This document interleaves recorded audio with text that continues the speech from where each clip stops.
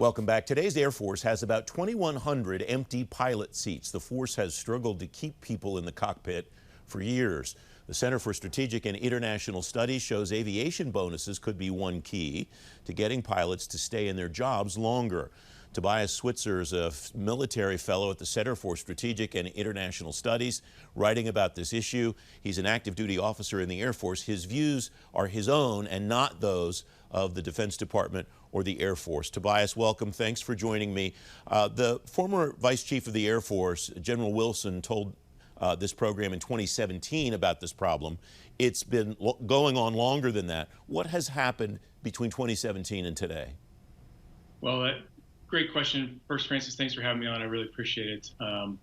Yeah, things have only gotten worse since 2017. As you mentioned, the Air Force started this year out short 2,100 pilots. 1,300 of them are fighter pilots. Now, the Air Force is seeing a bounce, an uptick in pilot retention due to the COVID-19 and pandemic, and the airlines have taken a hit. But on the training side, the Air Force started out the fiscal year 2020 hoping to train 1,480 new pilots, but because of COVID-19 and because of the pandemic and other factors, was only able to train 1,200. So it's not clear exactly the effect, but that's where we stand right now, Francis. You write in your work that there are three possibilities here, three recommendations to help keep these pilots in their seats. And one of I think the things that caught my attention early on in your work is they don't require spending any more money than the Air Force is spending now, maybe just rearranging the time. So let's look at each of these in turn, Tobias. The first is empowering squadron commanders in the AVB process. Tell me what the AVB process is and what it looks like today. Sure.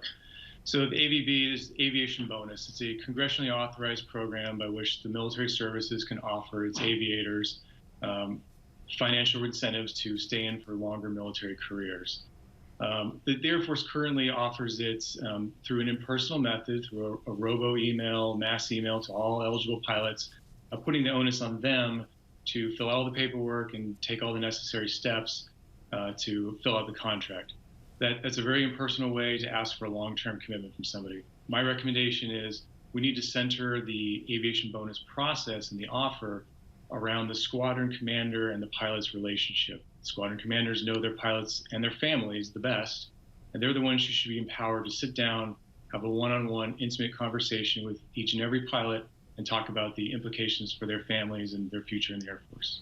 The second recommendation that you make is offering the contract earlier, and you write the amount of money offered in a retention contract matters a lot, but so does the offer's timing. What does that look like in the life of a pilot and whether he or she decides that they're going to re-up? Sure. So because we follow the National Defense Authorization Act legislation, Congress currently restricts the services from offering the aviation service bonuses until pilots are at the end, within a year of the end of their commitments. Well, by that time, most pilots and their families have made decisions about whether they're going to stay or go already. And now the Air Force has to get its aviation bonus on the table and compete with Delta, United, and American Airlines and other opportunities. My recommendation is to move that offer timing up to a much earlier point in the pilot's career, pay them the bonus when they make less money, and it might have more impact and be more beneficial to them. And then Congress and the taxpayers get paid back in years of service afterwards. The third recommendation that you're making is creating an assignment for service market at pilot training, and you make an observation here that I did not know before. The type of aircraft pilots fly initially after training sets a course for their careers that's challenging to alter later. Chance, however, plays a significant role in selecting that course. What can be done to alter that chance, Tobias? That strikes me as something random that would make somebody decide, this isn't what I got in here for.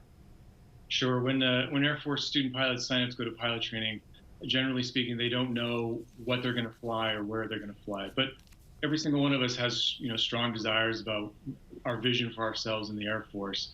So I think if the Air Force can find a way to allow pilots to offer greater years of commitments, maybe 2, 3, 5 years of service in exchange for a guarantee of their aircraft or their base location, that might strengthen the value proposition for pilots to want to stay in longer and make longer commitments to the Air Force.